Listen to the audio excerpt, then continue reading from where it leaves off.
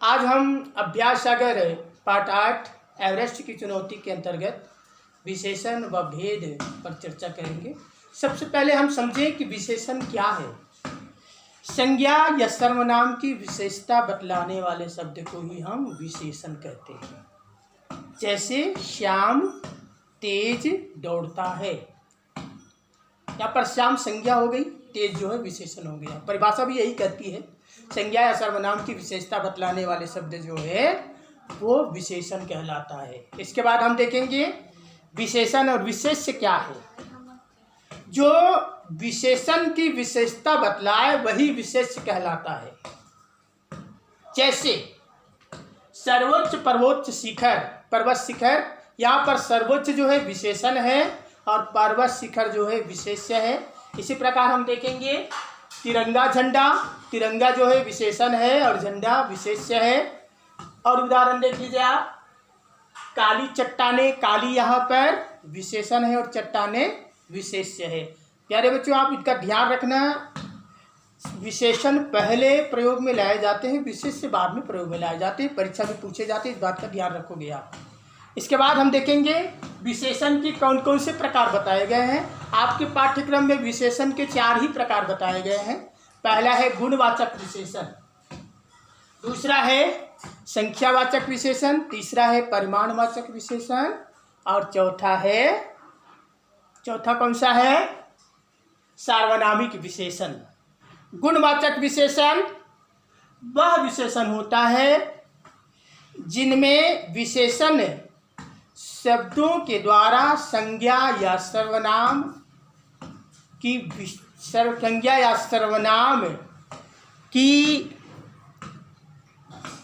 विशेषताओं का उल्लेख करते हुए गुण, रूप, रंग, आकार, अवस्था, दशा, स्थान, भाव का बोध होता है, वह गुणवाचक विशेषण होता है। ठीक है, एक बार आप फिर से देख लेंगे। आप जिन विशेषण शब्दों के द्वारा संज्ञा सर्वनाम के गुण, रूप, रंग, आकार, स्थान, भाव, तापमान आदि का बोध होता है, उसे हम गुणवाचक विशेषण कहते हैं। जैसे सुनीता भोली भाली लड़की है, यहाँ पर भोली भाली जो है वो गुणवाचक विशेषण है।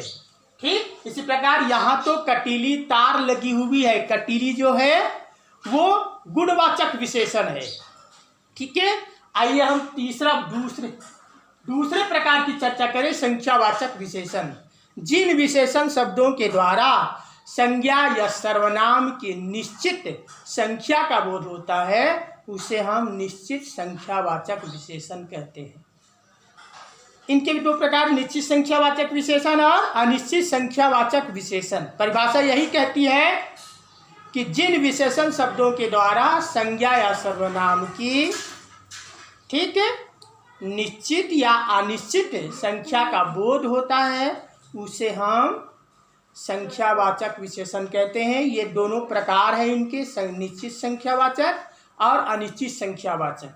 ठीक है, जिन विशेषण शब्दों के द्वारा संज्ञा या सर्वनाम की निश्चित संख्या का बोध होता है, उसे हम निश्चित संख्यावाचक विशेषण कहते हैं। जैसे कक्षा में 3 बच्चे बैठे थे, यहाँ पर 3 जो है निश्चित संख्या का बोध करा रहा है। ठीक, इसी प्रकार देखेंगे अनिश्चित संख्यावाचक। परिभाषा यही कहती है, जिन विशेषण शब्दों के द्वारा संज्ञा या सर्वनाम के निश्चित संख्या का बोध ना हो, वह अनिश्चित संख्यावाचक विशेषण कहलाता है। जैसे अष्टबल में कुछ घोड़े बंधे थे, यहाँ पर कुछ जो है वो अनिश्चित संख्या का बोध करा रहा है। बहुत सारे उदाहरण हैं, आप इनको अलग अलग ढंग से आप समझ सकते हैं। इसके बाद देखिए बेटा, तीसरा है परिमाणवाचक विशेषण।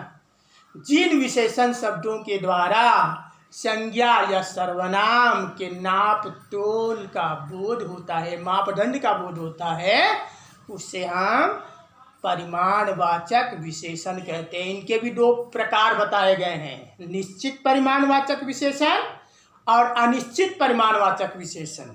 ठीक है, जिन विशेषण शब्दों के द्वारा संज्ञा या सर्वनाम के निश्चित परिमाण या मान, ठीक है, का बोध होता है उसे हम निश्चित परिमाणवाचक विशेषण कहते हैं। जैसे खीर बनाने के लिए 3 किलो दूध चाहिए, यहाँ पर 3 किलो जो है निश्चित परिमाण, मात्रा, तादाद, मापदंड का बोध करा रहा है, इसलिए यहाँ पर निश्चित परिमाणवाचक विशेषण है। ठीक, इसके बाद देखेंगे हम अनिश्चित परिमाणवाचक विशेषण। जिन विशेषण शब्दों के द्वारा संज्ञा या सर्वनाम के निश्चित परिमाण का बोध नहीं होता है, मात्रा या तादाद का बोध नहीं होता है, वह अनिश्चित परिमाणवाचक विशेषण कहलाता है। जैसे गिलास में थोड़ा सा शरबत डाल दो, यहाँ पर थोड़ा सा क्या है, अनिश्चित परिमाणवाचक विशेषण को व्यक्त कर रहा है। बहुत सारे उदाहरण है यहाँ, ठीक है, जैसे मुझे थोड़ा सा दूध चाहिए, ठीक, मुझे थोड़ी सी मिठाई चाहिए, आदि आदि, ठीक है। अब आइए बेटा, अंतिम प्रकार है सार्वनामिक विशेषण।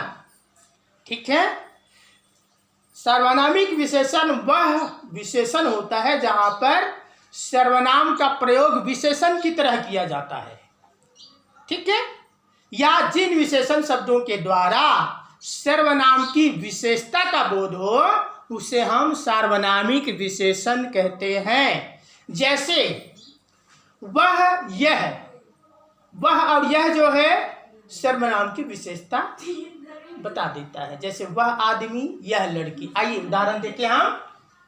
यह फ्रॉक मेरा भाई लाया है, यह जो है सर्वनाम है, ठीक, और भाई, फ्रॉक भाई लाया है तो विशेषता बताई जा रही है, ठीक। वह छात्र आज भी नहीं आया, यहाँ पर वह जो है वो क्या है, सार्वनामिक विशेषण है। जब भी सार्वनामिक विशेषण बनाना हो तो हम यह और वह का प्रयोग कर लेते हैं, ठीक है। अब आइए बेटा, इसमें थोड़ा सा छोटे छोटे, बहुत छोटी कक्षाओं में हमने आपको बताए हैं नुक्ता का प्रयोग। नुक्ता का प्रयोग करने से भाषा प्रभावशाली बनती है, विशेष अर्थ की प्राप्ति होती है, ठीक है। और शब्द के नीचे जो बिंदी लगा दी जाती है, विशेषतः आप देखोगे फारसी या विदेशी शब्दों में नुक्ता का प्रयोग किया जाता है। जैसे नजर, ज के नीचे नुक्ता लगी है, ठीक। सफेद, फ के नीचे नुक्ता, आवाज, ज के नीचे, कॉफी, फ के नीचे, ठीक है। इसके बाद देखेंगे हम मुहावरा। मुहावरा जो है अरबी भाषा का मुहावरा से बना हुआ है। मुहावरे शब्द के प्रयोग से भाषा प्रभावशाली तो बनती है, सार्थक अर्थ की प्राप्ति होती है और अर्थ को स्पष्टता प्रदान करने के लिए, अपने बात को प्रभावशाली बनाने के लिए, समझाने के लिए, ठीक, प्रबोधन के लिए मुहावरा विशेष रूप से प्रयोग में लाए जाते हैं, जिससे हमको शिक्षा मिलती है, ठीक। जैसे एवरेस्ट, एवरेस्ट पर चढ़ना टेढ़ी खीर है, ठीक, टेढ़ी खीर यहाँ पर मुहावरा है। और उदाहरण देखेंगे आप, चढ़ाई करते करते पैर जवाब देने लगे, पैर जवाब देने लगे, यहाँ पर मुहावरा के रूप में प्रयुक्त हुआ है। अंतिम में देखेंगे हम वाक्यांश के लिए एक शब्द, ठीक है। जो शब्द वाक्यांशों के लिए प्रयोग में लाए जाते हैं, मतलब व्यस्ततम समय में हम कम से कम शब्द बोलकर अपने भाषा को प्रभावशाली बनाने का प्रयास करते हैं, ऐसे शब्द स्थानापन्न शब्द कहलाते हैं। वाक्यांश के लिए एक शब्द का प्रयोग किया जाता है, जिससे भाषा सुंदर बनती है, आकर्षक बनती है, प्रभावशाली बनती है। जैसे जो संगीत का ज्ञाता हो, संगीतज्ञ, ठीक। ईद की नमाज पढ़ने वाली जगह ईदगाह, जो चित्र बनाए चित्रकार, ठीक। जो लकड़ी का काम करे बढ़ई, जो लोहे का काम करे लोहार, आदि आदि। तो बेटा आज के लिए इतना काफ़ी है। आप हम जो बताए हैं उनको आप अपने घर में जाकर फिर से एक बार पुनरावृत्ति करोगे और अभ्यास कार्य को पूर्ण करोगे। धन्यवाद।